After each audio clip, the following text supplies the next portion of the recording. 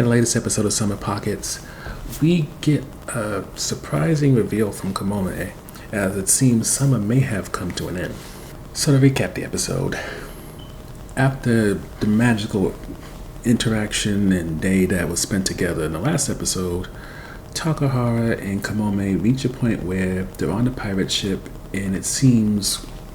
with Kamome being as happy as she's ever been, she becomes a butterfly. That completely throws off Takahara to the point where he decides to try to dig into Kamome's life to the point of finding her mom, and it is learned through him that Kamome has been off in a different country all this time,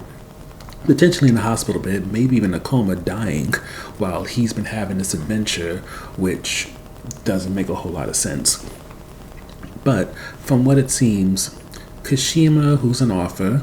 wrote this book with her daughter Kamome as the lead called The Origin of Her Genitals, and maybe the reason why Takahara has not remembered Kamome despite how much she knew him is because he was living out a childhood fantasy that was about 10 or so years ago. And in order to fulfill the fantasy and seemingly complete it, he does everything that was expected that Kamome wanted to do when she was potentially writing letters back to all the kids who loved the book and wanted to be part of her journey. And at the 10-year anniversary with the people on the island, he opens up that pirate ship that they find to a large audience of people who got letters when they were kids. And it's a sweet moment that leads to the potential ghost of Kamome visiting Takahara, thanking him before potentially she finally rests in peace. But while Takahara is focusing so much on making Kamome's dreams come true, even though he only has this spirit or idea of her kind of validating his work and experience, Umi feels a bit neglected to the point where she leaves early and makes it seem that whether summer is over in general or just for her,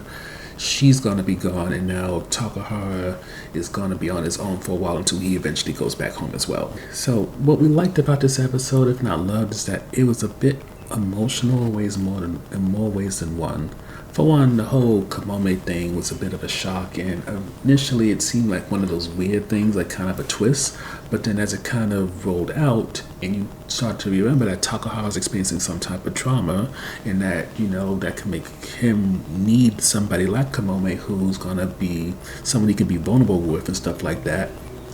you start to get it. And then when you add in the fact that how Takahara gave